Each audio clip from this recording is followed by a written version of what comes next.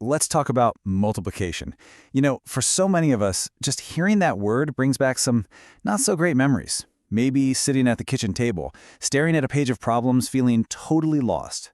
If you've ever felt that way, or seen your own kid go through it, you are definitely not alone. And this is the question, isn't it? The one so many parents ask, totally exasperated. You've explained it, you've shown examples, but you're just met with this blank stare. It's an incredibly common and incredibly frustrating feeling. Okay, so let's get right to the heart of it.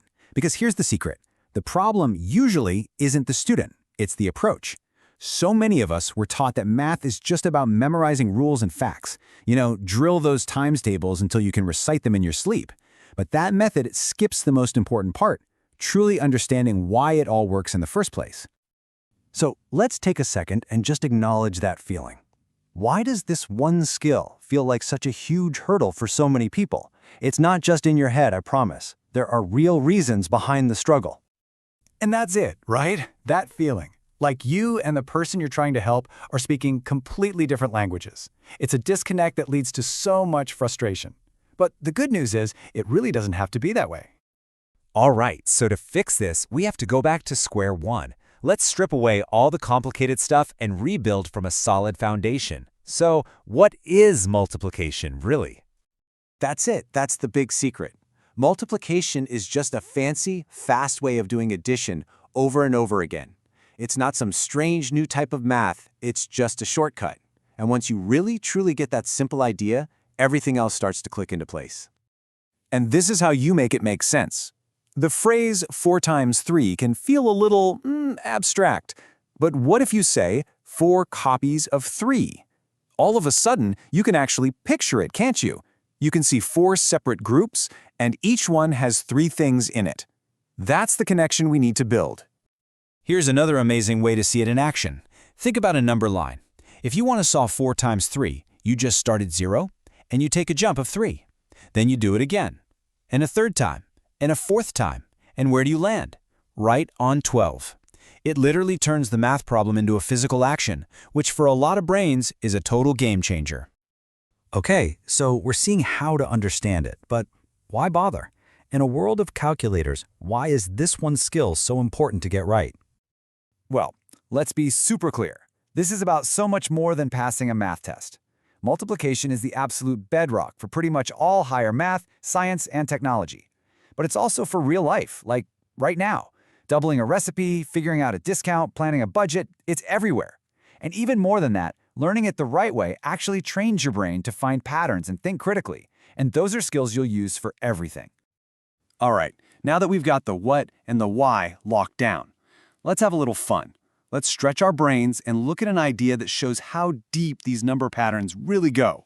Because it turns out, the way we write numbers, it's not the only way. Seriously, think about this. Our whole number system is called base 10, pretty much because we have 10 fingers. That's it. It's kind of arbitrary. But what if we evolved on a different planet? What if we only had, 4 fingers on each hand? How would we count then? So, welcome to Planet Cordo, where everyone uses base 4. Check this out. They count 1, 2, 3, and then, they've run out of single digits. So what happens at the number 4? They do the same thing we do at the number 10. They roll over and start a new column. So 4 is written as 1, 0. That just means one group of 4 and 0 ones. And following that logic, the number 8 becomes 2, 0, which means 2 groups of 4. It's the same quantity, just a totally different way of writing it down. And this isn't just a quirky brain teaser, folks. This is literally how every single piece of technology you own thinks. Computers use base 2, or binary. They only have 2 fingers, on and off, which we represent with a 1 and a 0. Understanding that a number system is just a pattern, that's the key to understanding how our whole digital world is built. So let's bring this all back home. That little trip to Planet Cordo was to show you one big thing. Understanding the system behind the numbers is everything. And that's exactly what we need to do with multiplication. We have to stop just memorizing the answers and start seeing the beautiful system that creates them. If you take away one single thing from this, please let it be this. We need to completely change our goal. The point is not to be the fastest kid with the flashcards. The point is deep, solid understanding. Speed is a byproduct of understanding. It's not the goal itself. You can't force it.